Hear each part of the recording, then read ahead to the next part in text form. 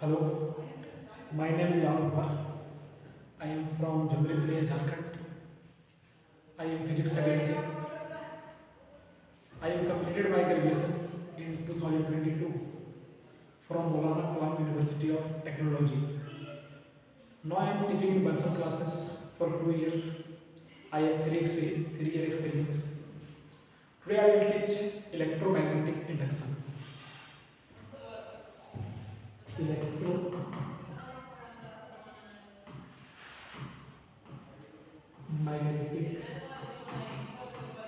Induction,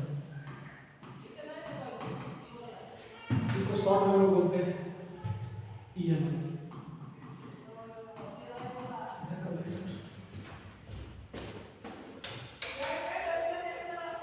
इसे short में हम लोग बोलते हैं ईएमएफ। इसको समझेंगे हम लोग। इसे समझने से पहले थोड़ा हम लोग मैग्नेटिक इफेक्ट ऑफ करंट में जाते हैं, थोड़ा समझते हैं मैग्नेटिक इफेक्ट ऑफ करंट हम लोग क्या पढ़े थे। स्टार्टिंग में हम लोग क्या पढ़े थे? Oersted experiment. क्या पढ़े थे? ओरेस्टेड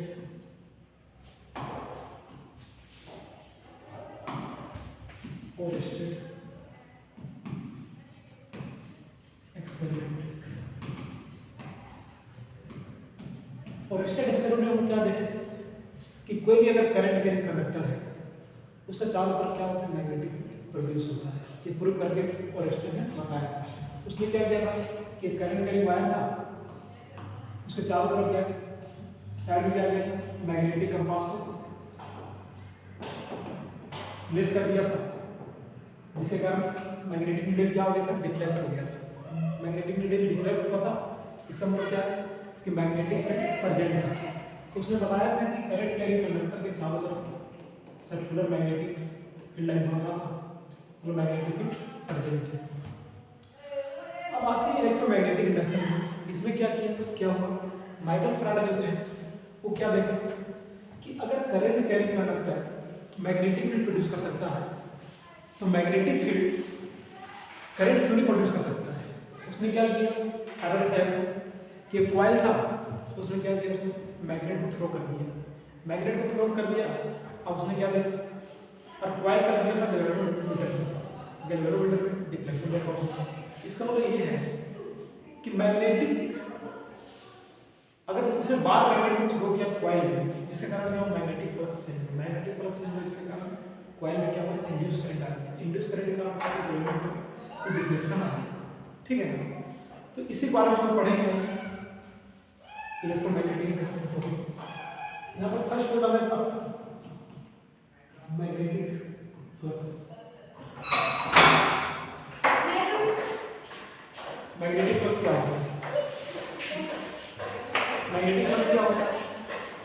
इसको तो फाइव सेकंड में बताया। ये क्या होता है कि total number magnetic field lines passing through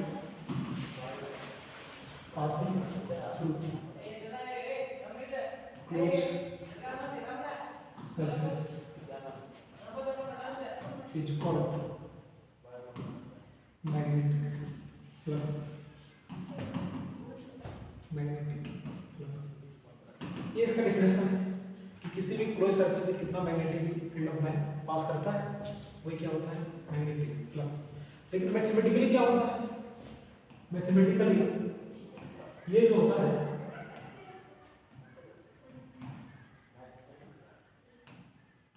it is the dot product of magnetic field and area mathematically. अब समझते हैं कि मान लीजिए मेरे पास मैग्नेटिक फील्ड है, इसका डायरेक्शन कुछ कर दिया होगा, ठीक, इस तरह दिया होगा। इसमें हम लोग क्या किए? एक कॉइल को प्लेस कर दिए। अगर इस बुक का मैं आपको शो करके दिखाता, बुक दीजिए, एक कॉपी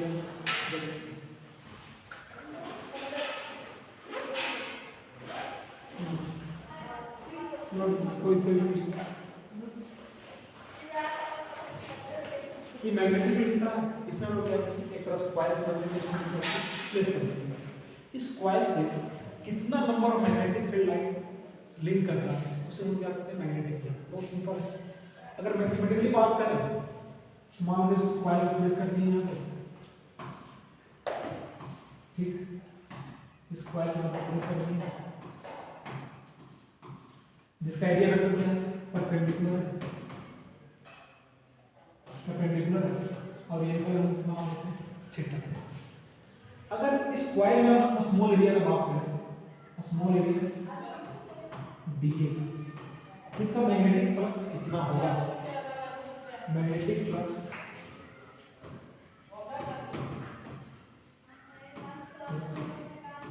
थ्रू डीए क्या होगा, उसको डिनोट करेंगे d5 से। अब इसका वैल्यू क्या होगा, देखिए तो ये इधर डॉट प्रोडक्ट मैग्नेटिक है, एरिया वेक्टर से करेंगे d5 d d, ठीक है। एरिया वेक्टर क्या होता है, हमेशा परपेंडिकुलर प्लेन होता है, इसी को क्या लिख सकते हैं, d5 को d d cos थीटा लिख सकते हैं। अगर बात करें नेट फ्लक्स कि इस कॉइल से नेट फ्लक्स कितना लिंक हो रहा है, तो नेट फ्लक्स कैसे लिख लेंगे, उसके लिए क्या करना पड़ेगा, इंटीग्रेशन करना पड़ेगा d5, इसको हम क्या लिखेंगे d cos थीटा, ठीक। अगर मान लेते हैं आप एक थीटा कांस्टेंट, अगर मेरा थीटा कांस्टेंट है तो इसको हम क्या लिख सकते हैं, b cos theta integration d, और इंटीग्रेशन ऑफ d क्या होगा, d cos थीटा। तो हमारा नेट फ्लक्स कितना है, b cos थीटा, जो क्या होगा स्क्वायर से लिंक करेगा, ठीक। अगर मान लेते हैं इस कॉइल में n नंबर ऑफ टर्न आता है, इफ कॉइल है n नंबर ऑफ टर्न, तो मैग्नेटिक फ्लक्स क्या लिख सकते हैं हम, B A N cos theta लिख सकते हैं for n number of turn, ठीक। नेक्स्ट बात करते हैं हम यूनिट क्या होगा मैग्नेटिक फ्लक्स का। नेक्स्ट स्लाइड लेते हैं, हम लोग का नेट फ्लक्स क्या है, B A N cos theta, ठीक। यूनिट का अगर हम बात करें, यूनिट ऑफ मैग्नेटिक फ्लक्स, अगर यहाँ पर बात करें तो मैग्नेटिक फील्ड का क्या होगा, टेस्ला, और एरिया का meter square, tesla meter square. दूसरा यूनिट क्या होता है, मैक्सवेल होता है, और वेबर होता है। ये सब किसका यूनिट, मैग्नेटिक फ्लक्स का यूनिट। 1 वेबर किसके बराबर होता है, 10 पावर 8 मैक्सवेल के बराबर होता है, ठीक। नेक्स्ट हम देखते हैं कि इनकमिंग फ्लक्स, इनकमिंग फ्लक्स का वैल्यू क्या होगा, ठीक। इनकमिंग फ्लक्स का बात करते हैं, मान लेते हैं हमारा मैग्नेटिक इसी डायरेक्शन में, और इस कॉइल को अगर रखेंगे तो इनकमिंग फ्लक्स, जो फ्लक्स एंटर कर रहा है, इस कॉइल का एरिया वेक्टर इधर है और मेरा मैग्नेटिक फील्ड इधर है, तो थीटा कितना होगा, 180 डिग्री। तो इनकमिंग फ्लक्स का वैल्यू कितना आ जाएगा, इसको पुट करेंगे -v। तो इनकमिंग फ्लक्स को क्या लेते हैं, नेगेटिव लेते हैं, ठीक। अगर बात करें आउटगोइंग फ्लक्स, जो कि इधर से जा रहा है, मैग्नेटिक फील्ड इधर है, एरिया वेक्टर इधर है, तो थीटा कितना हो जाएगा, आउटगोइंग फ्लक्स की अगर बात करें थीटा कितना होगा, 0 डिग्री। अगर यहाँ पर पुट करेंगे कितना +b, तो आउटगोइंग फ्लक्स में क्या लेते हैं, पॉजिटिव लेते हैं, और फिर करने को क्या लेते हैं, नेगेटिव लेते हैं, ठीक। नेक्स्ट पॉइंट आता है आपका कि मैक्सिमम फ्लक्स का वैल्यू क्या है, मैक्सिमम फ्लक्स का वैल्यू लिंक करेगा किसी भी सरफेस से,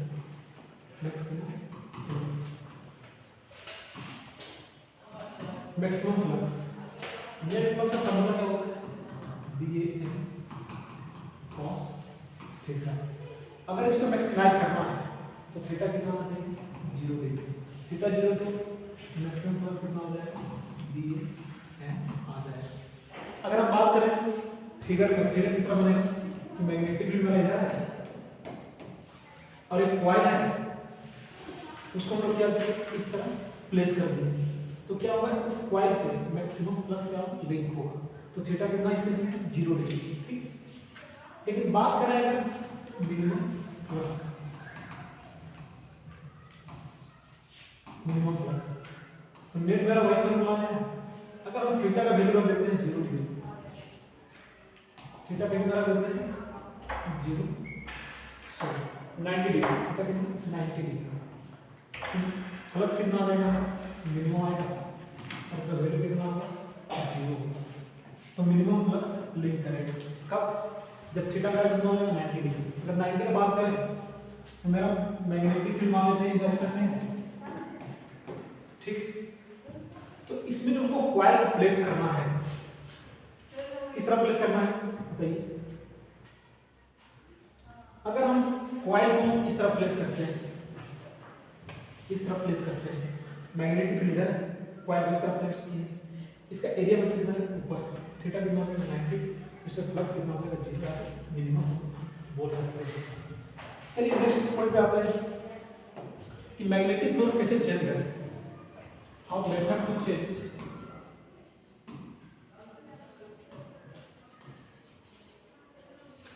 मैग्नेटिक फ्लक्स। मैग्नेटिक फ्लक्स कैसे चेंज कर सकते हैं, तो मैग्नेटिक फ्लक्स का फॉर्मूला क्या है, BA cos थीटा। तो मैग्नेटिक फ्लक्स चेंज करने का तरीका है, आप तो मैग्नेटिक फील्ड चेंज करें, या तो एरिया वेक्टर नंबर ऑफ या तो थीटा, ठीक। तो फर्स्ट पॉइंट बात करते हैं by changing magnetic field, second को बात करें बाय चेंजिंग एरिया, थर्ड हो गया बाय थीटा।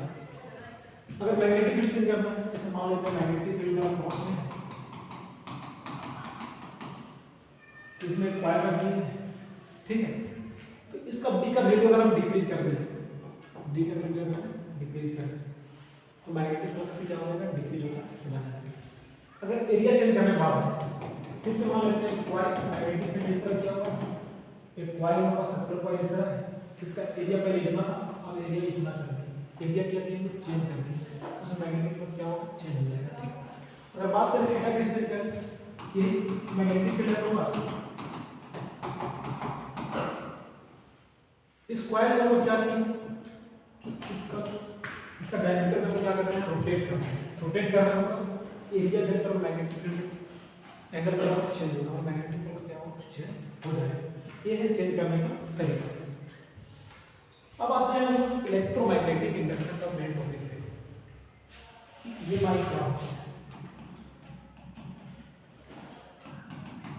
EMI का जो एक्चुअल स्टेटमेंट है, इसका statement if we change the magnetic flux through a coil then EMF is induced. तो statement if we change magnetic flux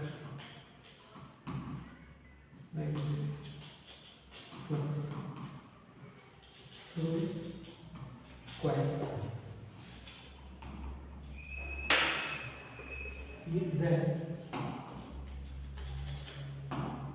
then EMF will induce, so induced current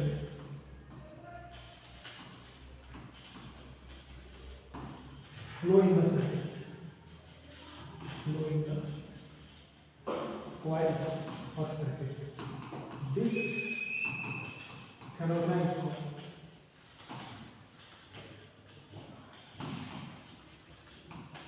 called EMF इसी phenomenon को क्या कहते हैं, EMI कहते हैं। कि अगर मैग्नेटिक फ्लक्स चेंज करेंगे तो EMF इंड्यूस होगा, EMF इंड्यूस होगा तो क्या होगा, करंट फ्लो करेगा, जिसका नाम क्या है, इंड्यूस्ड करंट। इसको ग्राम में क्या कहते हैं, इलेक्ट्रोमैग्नेटिक इंडक्शन। अब इलेक्ट्रोमैग्नेटिक इंडक्शन को एक्सप्लेन कौन करेगा, फैराडे एक्सप्लेन करेगा। तो नेक्स्ट हम देखते हैं Faraday first law. Faraday first law क्या है,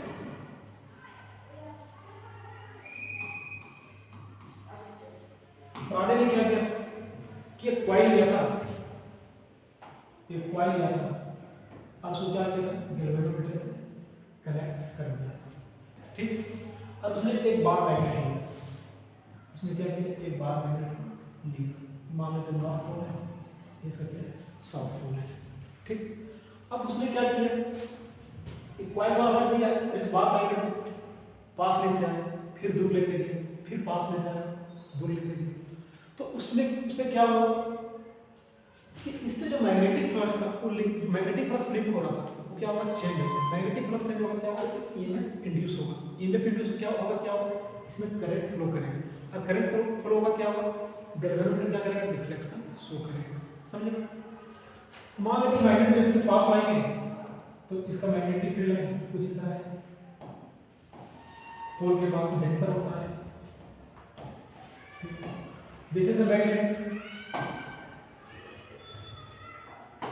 जैसे मैग्नेट पास आएगा तो क्या होगा, ज्यादा मैग्नेटिक फील्ड का वैसे लिंक हो, तो मैग्नेटिक फ्लक्स चेंज होगा, जिसके कारण क्या होगा, इसमें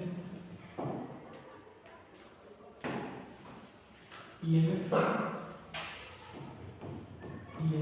इंड्यूस हो जाएगा, मैग्नेटिक फ्लक्स चेंज होने का। अब EMF इंड्यूस हो जाए वैसे क्या होगा, इंड्यूस करंट फ्लो करना शुरू कर देगा, जिसके कारण गैल्वेनोमीटर क्या करेगा, डिफ्लेक्शन शो करेगा। ये जो आपका क्या है, फैराडे फर्स्ट लॉ। अगर स्टेटमेंट में लिखा जाए तो क्या लिखेंगे, due to relative motion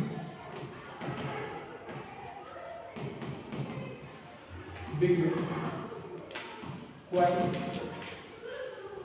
and magnet, due to relative motion between coil and magnet, magnetic flux linked with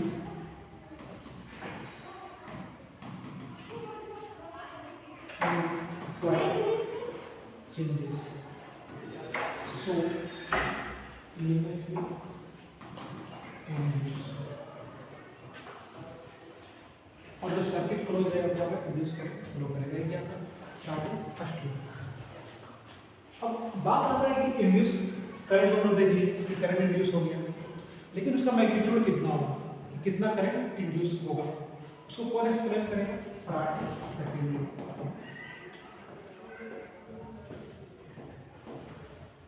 Faraday second law क्या एक्सप्लेन करेगा कि कितना इंड्यूस करें, उसका वैल्यू कितना होता है।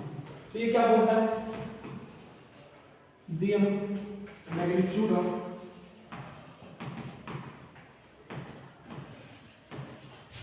Induced current is directly proportional to directly proportional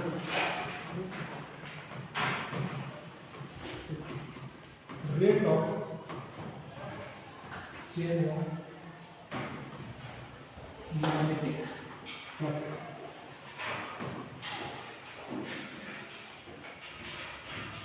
sorry, यहाँ पे इंड्यूस करंट नहीं आएगा, यहाँ पे इंड्यूस EMF है, सॉरी यहाँ पर इंड्यूस EMF आएगा। तो magnitude of it the magnitude of induced EMF is directly proportional to rate of change of magnetic flux. अगर लिखना चाहे क्या लिखेंगे, induced EMF is directly proportional to dt, ठीक है।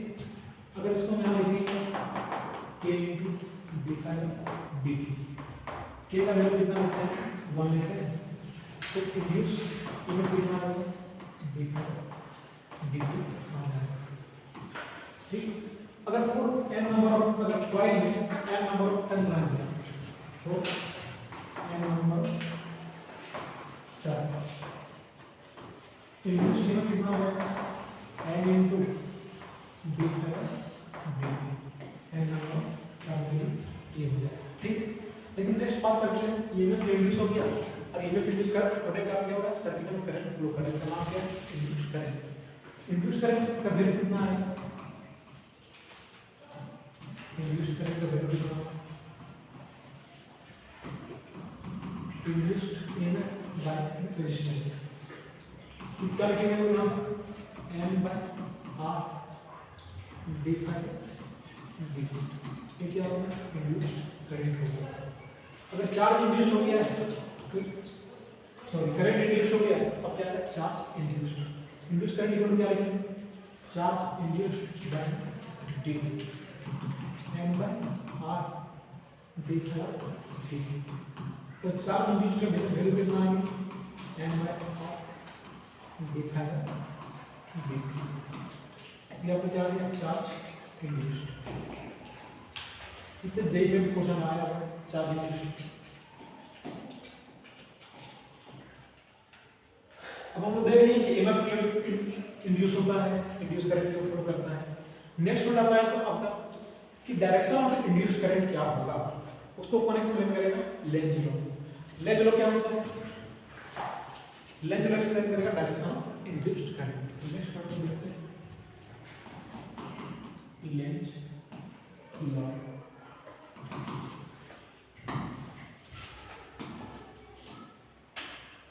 लेंज लॉ क्या होता है इसका स्टेटमेंट है the direction of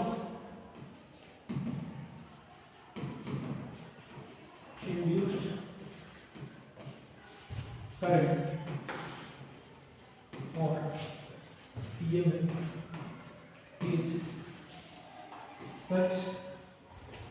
is such that it opposes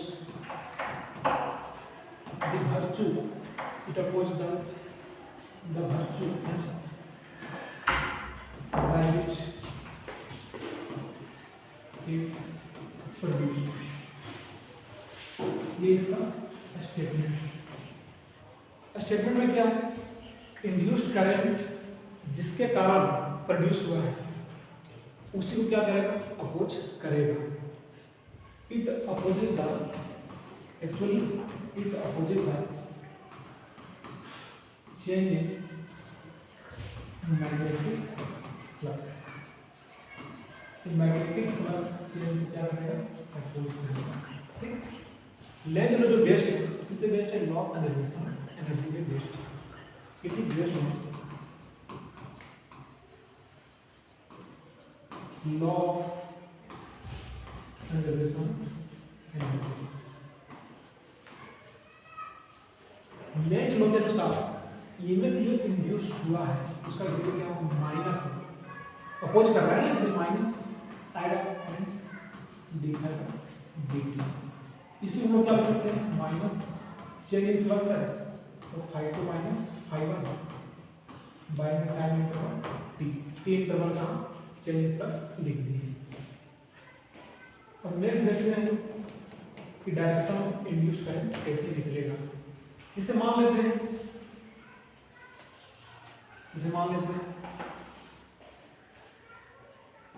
कि करंट का कंडक्टर ठीक यहाँ पर क्या कॉइल रखा हुआ है इसमें करंट इंक्रीज करना है तो इसमें बताना है कि जो इंड्यूस करंट का डायरेक्शन है वो क्या होगा। वो क्या बताना है इसमें find the direction induced current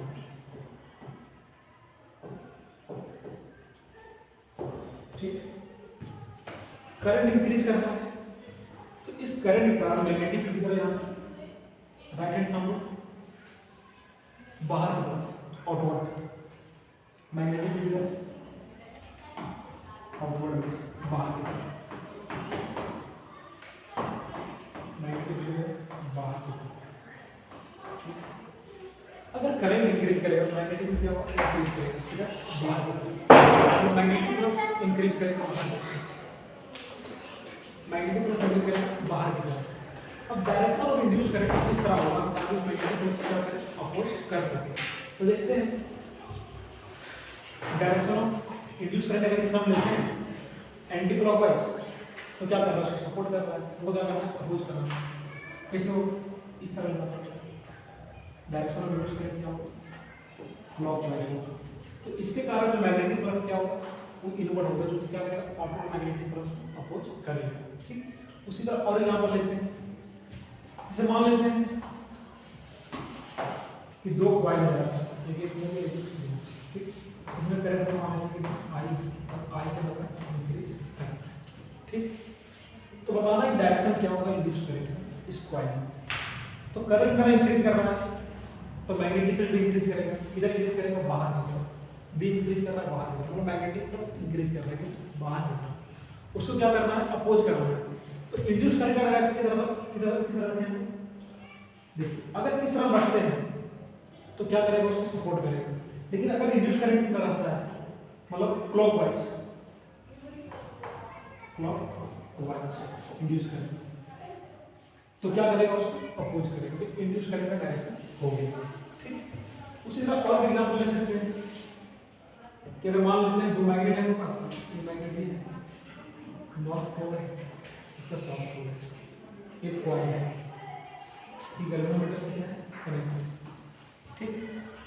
ये अगर मैग्नेट भी वेलोसिटी से मूव कर रहा है और ये क्या कर रहा है, वेलोसिटी से मूव कर रहा है, तो इसमें बताना है कि इंड्यूस करंट कितना होगा। तो इंड्यूस करंट कितना होगा, एक्चुअली दोनों में रिलेटिव मोशन कितना है, रिलेटिव मोशन नहीं है,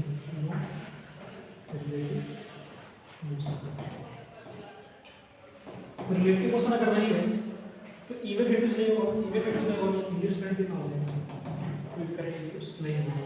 उसी तरह अगर हम बात करें कि इस मैग्नेट को अगर हम रोटेट करते हैं खुद का एक्सिस में, तब भी दोनों में क्या होगा, मैग्नेटिक फ्लक्स चेंज नहीं होगा, मतलब करंट इंड्यूस नहीं होगा, ठीक।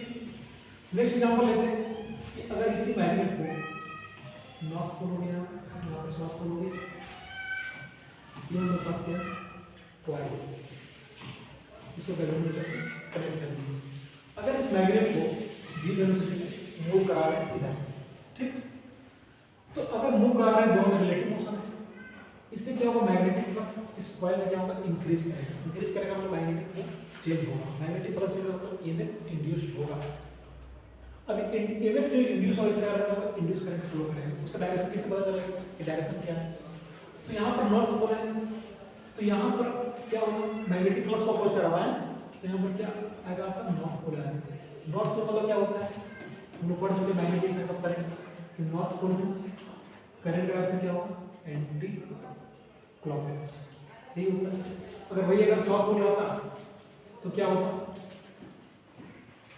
क्लॉकवाइज होता।